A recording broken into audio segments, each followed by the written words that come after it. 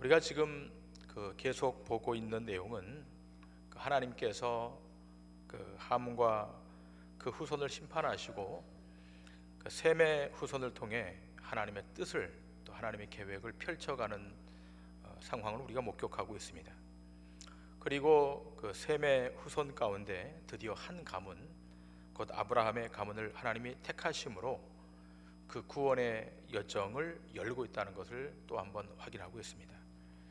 하나님이 아브라함을 갈대아 우르에서 불러내시고 또 큰 민족을 이루겠다 말씀하시고 또 내 이름을 창대케 하겠다, 너를 복의 근원으로 만들겠다라고 하신 것은 이 아브라함을 통하여 세상을 기존의 방식이 아니라 전혀 새로운 방식으로 이 세상을 통치하시겠다고 하는 하나님의 의지가 담겨 있는 것입니다.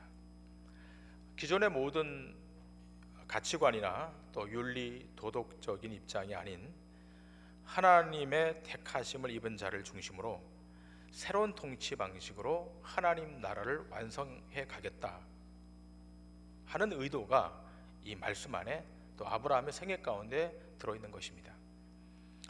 그런 까닭에 사람들이 자기 이름으로 거대한 도시를 만드는 것 대신 아브라함 한 사람을 통하여 큰 민족을 이루어내시고 또 사람들이 자기의 이름을 내세우는 대신 아브라함의 이름을 창대케 하셔서 인간이 자기 이름을 내려고 하는 것을 막으시고 고발하시는 것입니다.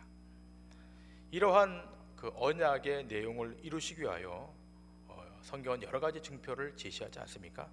또 그리고 그 개념을 전혀 다른 개념에서 설명합니다. 땅의 개념, 또 자식의 개념, 의의 개념 같은 이 모든 것들이 아브라함의 생애를 통해서 새롭게 해석되는 것입니다. 아브라함의 생애를 통해 땅의 의미가 단순히 발을 딛고 사는 땅이 아님을 알 수 있고, 또 우리가 낳은 그 자녀가 단순히 혈통을 이어가는 그런 혈통적 자식이 아님을 보게 되는 것이고, 아브라함이 의롭다 함을 받는 것이 자신의 의로운 행위에 기반하고 있다는 것이 아닌 것을 우리에게 증명하고 있는 것입니다. 이러한 하나님의 숨겨진 메시지를 우리가 창세기를 통해서 보지 못하면 우리는 자꾸만 세상에서 구하는 그것을 신앙의 영역에다 대입하게 되어 하나님이 의도하는 바와는 전혀 다른 신앙의 결과들을 초래하게 되는 것입니다. 이것이 기독교 신앙의 가장 큰 약점인 것입니다. 하나님이 의도하는 바와 내가 생각하는 바가 전혀 다른 결론에 도달했을 때 이것이 가장 큰 어려움인 것입니다. 그래서 오늘은 이 아브라함이 가나안 땅을 떠나서 애굽으로 내려갔을 때 거기서 당한 일들을 깊이 생각해 보고 거기에서 하나님의 언약이 어떻게 이루어져 가고 있는가를 말씀을 조금 깊이 생각하면서 생각하도록 하겠습니다. 우리가 먼저 생각해야 될 구절은 창세기 12장 7절 말씀인데요. 하나님이 가나안 땅을 아브라함의 후손들에게 주시겠다고 하신 하나님의 말씀, 이 창세기 12장 7절의 말씀을 다 같이 한번 읽도록 하겠습니다. 시작. 여호와께서 아브라함에게 나타나 이르시되 내가 이 땅을 네 자손에게 주리라 하신지라. 자기에게 나타나신 여호와께 그가 그곳에서 제단을 쌓고. 하나님께서 아브라함에게 나타나셔서 하신 말씀이 무엇입니까? 내가 이 땅을 내 자손에게 주리라. 근데 여러분, 아브라함이 이 하나님의 이 약속을 받을 때 아브라함은 지금 자식이 없는 상태입니다. 그러니까 자식이 있는 상태에서 네 자손이 많아질 것이다, 하늘의 별같이 바닷가의 모래같이 많아질 것이다, 이렇게 말했으면 이해가 됩니다만 지금 무자한 상태에서 이 약속의 말씀이 주어졌다는 것입니다. 결국 이 약속은 손에 잡히지도 않는 약속이고 또 눈에 보이지도 않는 약속입니다. 하나님이 아브라함을 불러내시고 이 약속의 땅을 주시겠다 이렇게 말씀했다면 아브라함은 이 땅에 머물러 있어야 되는데 그가 그 땅에 머물지 않고 점점 발걸음을 옮겨 남쪽으로 내려갑니다. 이미 그곳에는 가나안 원주민들이 토착해 살고 있었습니다. 그러다가 가나안 땅에 기근이 들었습니다. 기근으로 살기 힘들어지니까 약속의 땅, 하나님의 언약이 세워진 이 가나안 땅에 있지 않고 아브라함은 애굽으로 내려갑니다. 자, 우리가 이 사건을 보고서 믿음이 없어도 너무 없다. 금방 하나님의 언약이 이렇게 주어졌는데 그 언약 다 뒤로 팽개치고 어떻게 애굽으로 내려가는가? 이렇게 우리가 쉽게 판단하고 쉽게 비난할 수만은 없다는 것을 먼저 염두에 두셔야 됩니다. 여러분, 여기에 대해서 구약의 다른 한 사건을 좀 보도록 하겠습니다. 룻기서 1장 1절부터 4절까지 말씀인데요. 자, 우리 다 같이 한번 읽겠습니다. 시작. 사사들이 치리하던 때 그 땅에 흉년이 되니라. 유다 베들레헴의 한 사람이 그의 아내와 두 아들을 데리고 모압 지방에 가서 거류하였는데 그 사람의 이름은 엘리멜렉이요 그의 아내의 이름은 나오미요 그의 두 아들의 이름은 말론과 기련이니 유다 베들레헴 에브라 사람들이더라. 그들이 모압 지방에 들어가서 거기 살더니 나오미의 남편 엘리멜렉이 죽고 나오미와 그의 두 아들이 남았으며 그들은 모압 여자 중에서 그들의 아내를 맞이하였는데 하나의 이름은 오르바요 하나의 이름은 루시더라. 그들이 거기에 거주한 지 10년쯤에. 자, 오늘 이 본문 룻기서 1장이 시작되는 이 말씀에도 그 땅에 흉년이 들었습니다. 그 땅이라 하면 유다 베들레헴의 땅에 흉년이 들었죠. 그때 아내와 그의 아내와 두 아들을 데리고 이방인의 땅 모압 지방으로 내려가게 됩니다. 자, 이것 때문에 결과적으로 룻기서를 읽어보게 되면 이렇게 베들레헴, 하나님의 땅 베들레헴에 있다가 이방인의 땅 모압으로 내려감으로 말미암아 결국은 남편도 죽고 두 아들도 다 죽지 않습니까? 그러므로 우리가 쉬운 구도로 약속의 땅에 있어야지 왜 이방인의 땅으로 가서 이런 어려움을 당하느냐, 이런 간단한 구도로만 볼 수 없다는 것입니다. 여러분, 이때 이 베들레헴이라고 하는 이 곳은 사사들이 다스리던 곳이었긴 했지만 그러나 이 시대가 분명히 밝히고 있듯이 사사의 시대, 사사시대의 특징은 뭔가 하면 사람들이 자기 소견에 옳은 대로 행했던 그런 시대였습니다. 그랬기 때문에 베들레헴이라고 하는 지역과 또 이방인 모압 지역이라고 하는 곳의 차이가 사실은 없습니다. 똑같이 타락했고 똑같이 세속화된 곳입니다. 그러므로 하나님께서 이방 여인 룻을 구원하시고 룻을 통해서 다윗의 족보를 이어가게 하심으로 기존의 유다 베들레헴을 부정하는 것입니다. 그런 까닭에 성경을 단순히 윤리 도덕적인 교훈을 끄집어내서 가나안 땅을 떠났더니까 벌받았다, 그러므로 우리가 아무리 힘들고 어려워도 잘 섬기자, 그러면 복의 복을 받을 것이다. 물론 틀린 말은 아니지만 그렇게 단순 구도로만 설명할 수 없다는 사실을 여러분은 좀 인정하시고 이해하셔야 됩니다.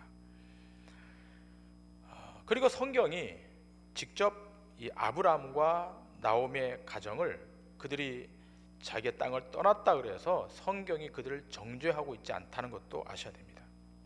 더 중요한 것은 우리의 수준이 그것을 넘어서서 그 이면에 감추어진 하나님의 의도와 뜻이 뭔가를 찾아내는 것입니다.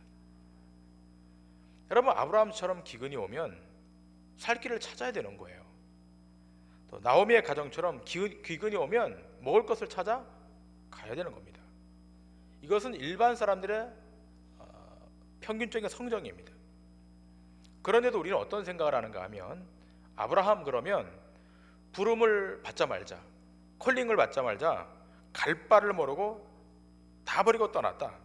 또 아들 바치라 그러니까 단번에 아내와 의논도 없이 아들 갖다 바쳤다.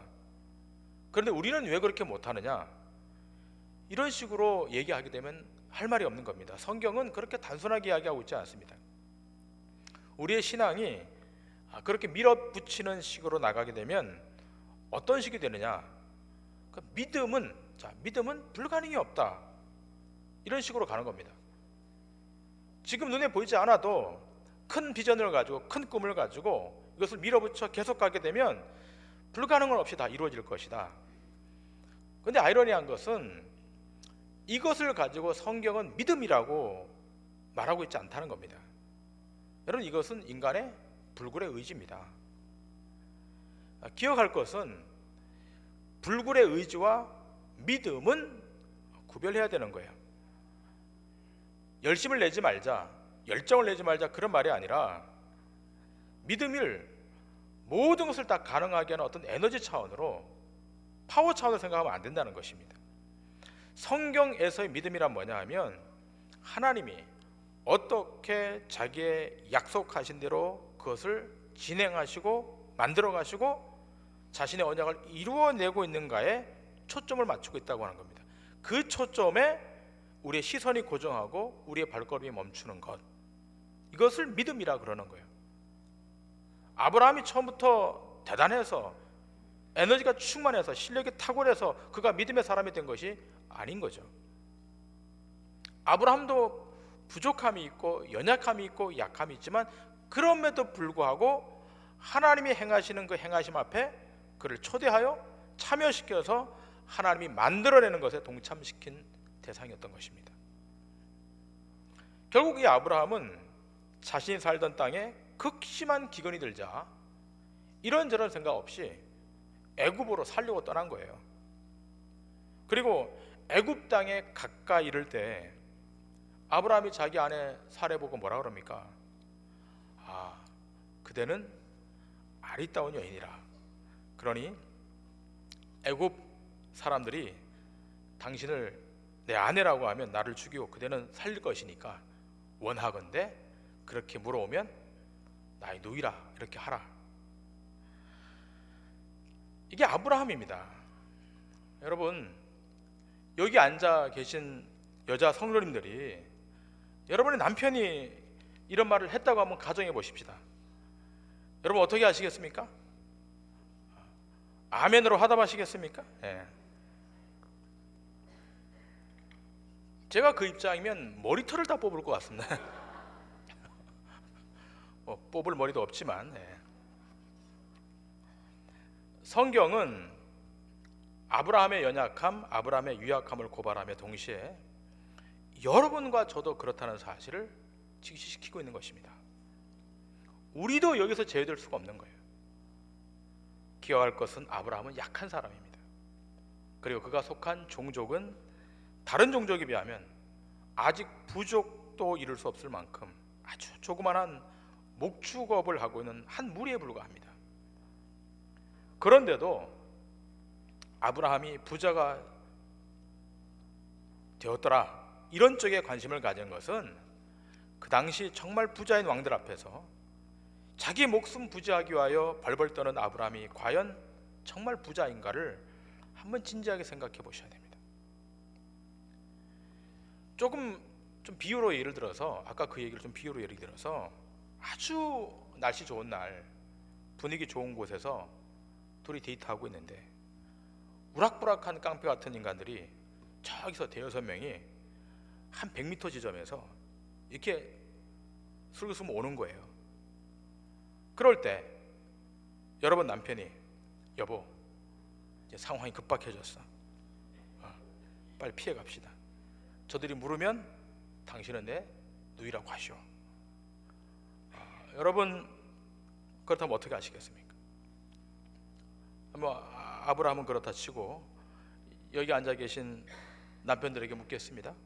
어떻게 하시겠습니까? 빨리 휴대폰 112를 눌러가지고 신고해야겠다. 싸우더라도 한판 싸우겠다. 만일 그렇게 한판 싸우겠다 그러면 훨씬 아브라함보다 나은 사람일 것입니다.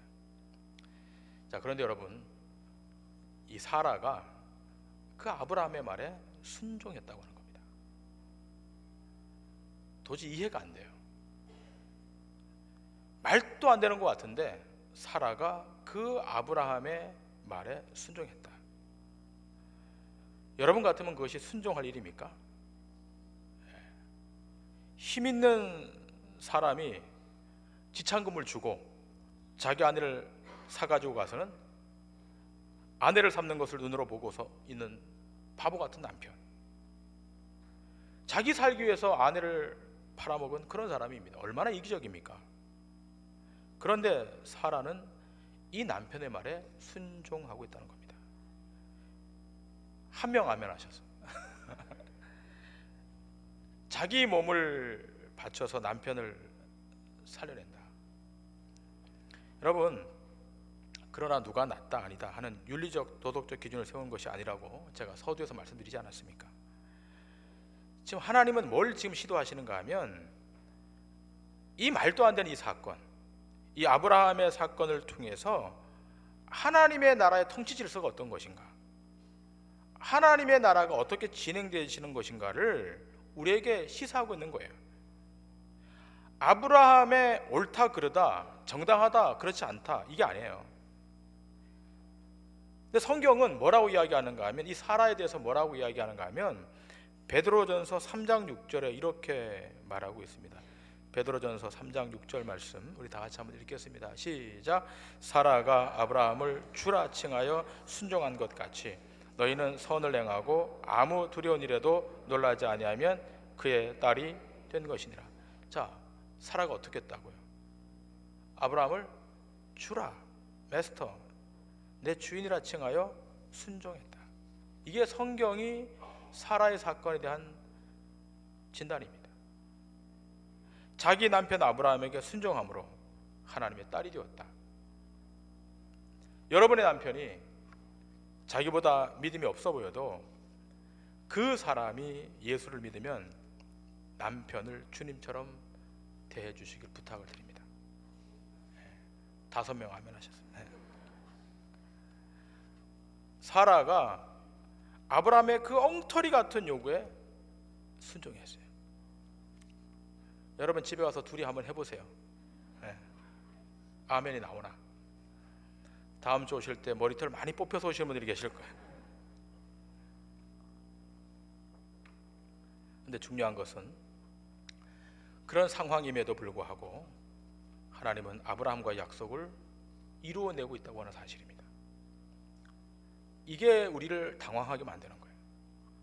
이렇게 불완전하고 이렇게 우리를 불편하게 만드는 이 아브라함, 근데 하나님이 이 부족한 아브라함을 통해서 당신의 약속을 이루어내 가신다. 그래서 아브라함을 축복하면 복을 받고 아브라함을 저주하면 저주받고. 여러분의 이성과 상식으로 이게 이해가 됩니까? 근데 왜 그렇습니까? 아브라함이 하나님의 복의 통로로 세워져 있기 때문에 그렇습니다. 사라의 아름다움을 보고서 바로의 대신들이 바로 왕에게 보고하지 않았겠습니까? 아브라함이라고 하는 유목민이 왔는데 그 여동생이라고 그랬으니까 너무 아름다운 여인이라고. 그러자 바로 왕이 사라를 자기 아내로 데려오면서 아브라함에게 뭘 줍니까? 양과 소와 노비와 나귀와 약대를 수천 마리 줘요. 졸지에 아브라함은 자기 와이프 팔아서 거부가 됐습니다. 이것이 아브라함의 모습입니다. 여러분보다 훨씬 나쁜 사람들, 아브라함. 근데 놀라운 사건이 그 다음에 일어나지 않습니까? 하나님께서 아브라함의 아내 이 사라의 연고로 바로와 그 집안에 큰 재앙을 내렸다고 하는 겁니다. 그러자 바로가 놀라서 아브라함에게 그 아내를 내어주며 왜 그렇게 했냐라고 말하면서 데려가라 그럽니다. 그리고 그 아내와 그 모든 소유를 데리고 애굽에서 수만의 양을 끌고 나오게 됩니다. 여러분, 이 대목을 가만히 들어보면 이 대목에서 누가 잘못했습니까? 아브라함이 잘못했잖아요. 그런데 재앙은 누가 받았습니까? 바로 왕이 받았다고 하는 거예요. 우린 여기서 이상한 느낌을 받는 겁니다. 아니, 지금 잘못한 놈은 하나도 징계를 받지 않고 오히려 바로 왕은 어떻게 했습니까? 강제로 사라를 빼앗은 것도 아니고 정당하게 여동생이라 그러기에 지참금을 후히 주고 데려왔는데, 아니 하나님의 재앙은 아브라함에게 내린 것이 아니라 누구에게 내린다? 바로 왕에게 내린다. 이것이 지금 현대인과 그리스도인이 안 맞는 거예요. 이게 이성으로 해결이 안 되는 거예요. 바로 같은 큰 나라의 왕이 얼마나 큰 재앙을 만났으면 혼쭐이 나서 사라를 빨리 데려가라고 그랬겠습니까? 우린 여기서 세상의 질서로는 풀리지 않는 면을 보게 되는 것입니다. 예를 들면 이런 질문이 있을 수 있습니다. 하나님이 사랑이라고 그러시면서 구약에 보면 어떻게 그렇게 잔인하게 전쟁을 치르나? 어떻게 어린아이까지 다 진멸하라 그러느냐? 그럼 우리가 뭐라고 대답합니까? 그 공동체의 제약이 너무 커서 그들의 죄를 다 속하기 위해서 그렇게 했다라고 말합니다. 이게 성경의 입장이잖아요. 또 다른 질문이 있지 않습니까? 하나님이 공의의 하나님이라 그랬는데 어떻게 저렇게 나쁜 놈이 저렇게 떵떵거리고 살고 있는데 왜 하나님은 벌 주지 않는가? 그러면 우리는 뭐라고 대답합니까? 하나님이 사랑이 너무너무 많으셔서 오래 참고 오래 참으셔서 마지막 날에 심판하려고. 이게 성경의 답변이에요. 근데 가만히 생각해보면 그게 말이 되는 답변입니까? 그런데도 성경은 그렇게 말하고 있고 우린 그렇게 믿고 있습니다. 바로 이 지점을 통과해 가는 것입니다. 믿음이 뭐냐? 믿음이라고 하는 우리 쪽에서 해석되는 게 아니에요. 우리 쪽에서 판단해서 내가 옳은 것이 믿음이 아니라는 거예요. 하나님이 하시는 일이면 무엇이나 옳습니다 라고 하는 것이 믿음이고, 그 믿음을 가져야 세상을 보는 시각이 다시 열린다는 것입니다. 하나님이 팥으로 메주를 쏜다 그러면 아멘 하는 것입니다. 이것이 믿음의 사람이고, 이것을 성경은 하나님을 편든다라고 말하는 것입니다. 우리가 논리적으로 다 이해해서가 아닌 것입니다. 여러분, 우리가 지난주 목장 교환을 통해 생각했던 사건이 있지 않습니까? 여리고성의 기생 라합. 이 라합은 적국의 나라 정탐꾼을 숨겨준 여인이었어요. 동족에게 치명적인 거짓말을 하잖아요. 결국 자기 동족이 이스라엘에게 점령당하는 엄청난 비극적 사건이 벌어집니다. 그런데 이 여인의 이름이 예수님의 족보에 올라가요. 이게 말이 될 법한 말입니까? 세상 입장에서 보면 매국노이고 더러운 여인입니다. 그런데 이 여인의 이름이 어떻게 마태복음 1장에 예수님의 족보, 메시아의 족보에 올라가냐 말이에요. 뭐 때문에 올라가는 겁니까? 하나님께 충성했던 것 때문에. 세상의 질서를 보지 않는 거예요. 이것이 우리에게 어려운 부분입니다만, 그러나 알아야 합니다. 이것을 뛰어넘으셔야 됩니다. 그렇지 않으면 예수 믿는다는 것을 어떻게 적용하는가 하면, 세상의 윤리 도덕으로 조금 나은 삶을 사는 것을 예수 믿는다라고 착각하고 사는 거예요. 그렇지 않아요. 우리는 절대적으로 아브라함처럼 이렇게 헝클어진 사람들이에요. 다 죄인들이에요. 구제불능의 사람들이에요. 아브라함이 그걸 나중에 알아요. 아브라함이 아브라함으로 바뀌면서 그걸 알아요. 그래서 뭘 요구합니까? 하나님 앞에 은혜를 요구하는 거예요. 조금 더 도덕적으로 바뀌고, 조금 더 윤리적으로 바뀌고, 조금 더 성격이 좋아지는 것이 예수 믿는 것이 아닐 수 있다는 거예요. 우리 가운데 예수 믿어서 조금 성격이 좋아졌습니까?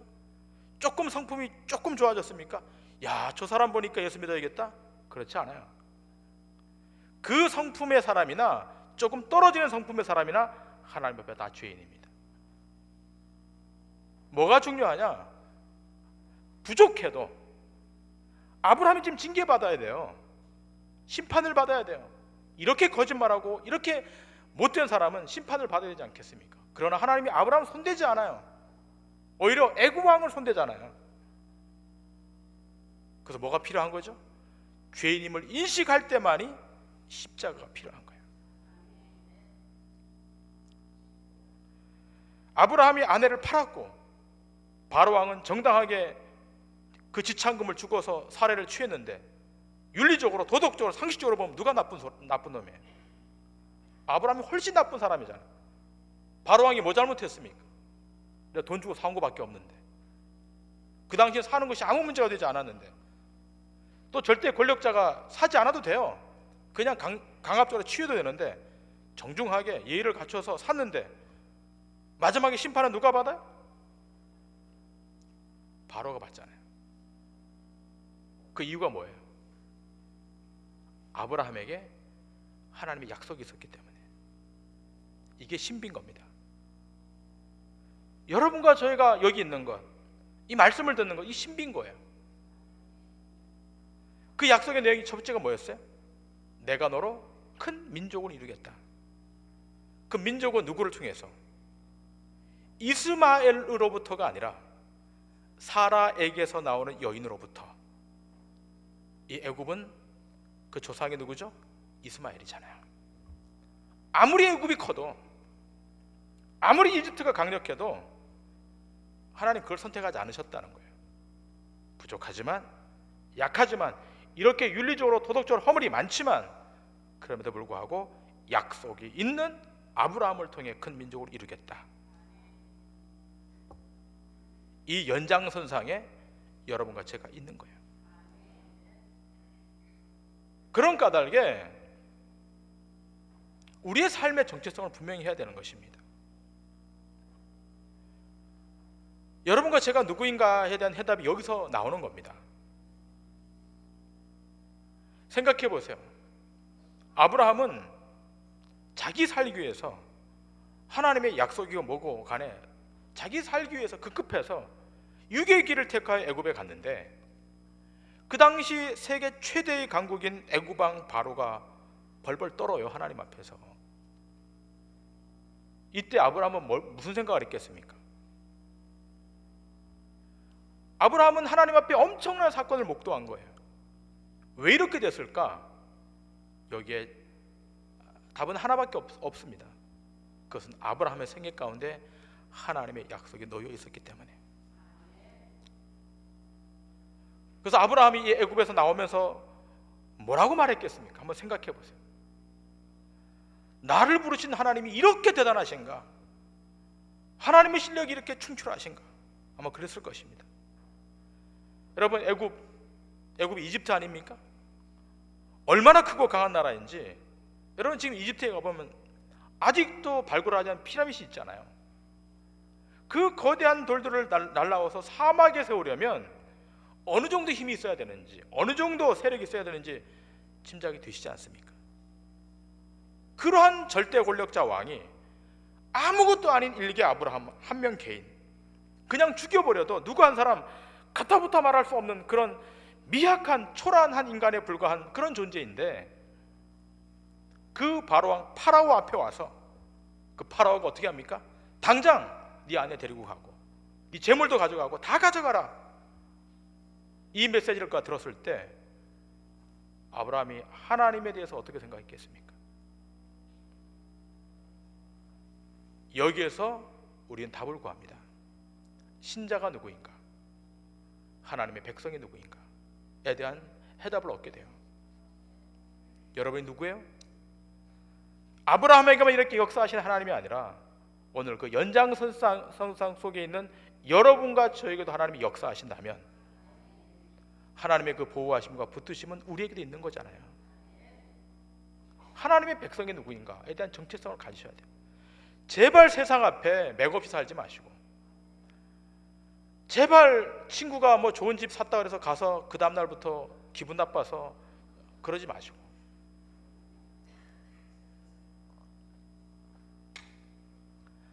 제발 여러분 친한 친구가 명품백 들고 다닌다고 그래서 그 다음날부터 삐져가지고 남편 앞에 시위하지 마시고, 여러분 우리가 누구인가, 신자가 누구인가에 대한 이야기를 하는 것입니다. 그것은 뭐냐 하면 하나님이 뭐라고 말씀하시든 우리는 예스, 이해한 사람들이에요. 흰 것을 검다 하면 예, 검은 것을 희다 하면 예. 하나님이 그렇게 말씀하실 때 그럼 맹종 아닙니까? 맹종은 북한에 있는 거예요. 여러분, 하나님의 말씀에 예스하지 못할 때 우린 지극히 내 시각으로 세상을 보게 되는 겁니다. 죄에 대한 개념도 삶에 대한 개념도 다 내 시각으로 보는 거예요. 그러나 믿음이 오게 될 때, 선택받은 하나님의 백성에게는 그 시각이 바뀌는 놀라운 은혜가 있다는 것입니다. 시편 105편 12절부터 15절에 시편 기자 이렇게 말합니다. 우리 다 같이 한번 말씀을 읽겠습니다. 시작.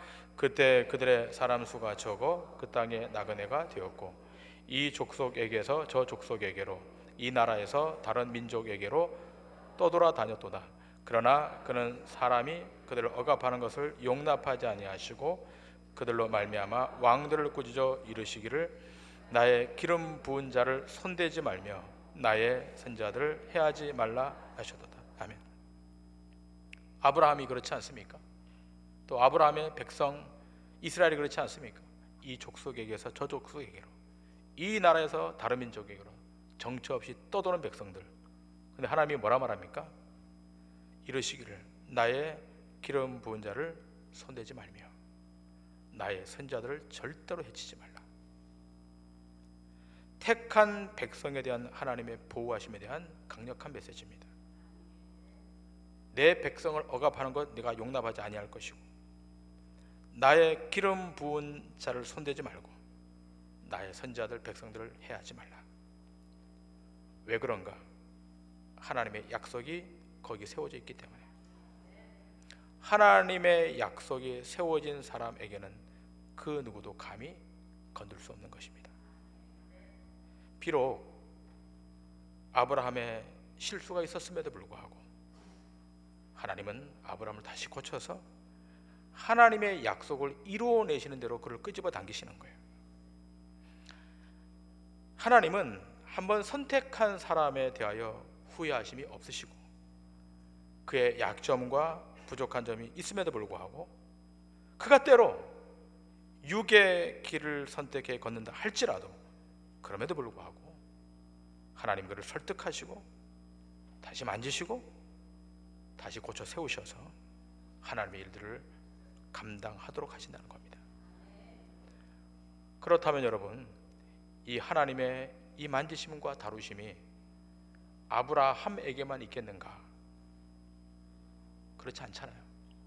오늘 저와 여러분도 하나님이 다 기름 부어 세우셨다면 아브라함처럼 하나님이 선한 손길로 인도하셔서 여러분을 승리케 하신다는 사실을 믿으시고 당당하게 승리자의 가슴을 가지고 믿음으로 걸으셔서 한 명도 사단 앞에 세상 앞에 실패하지 마시고 믿음의 정상에 다 도달하는 축복이 있기를 주님의 이름으로 간절히 축원합니다. 기도하시겠습니다.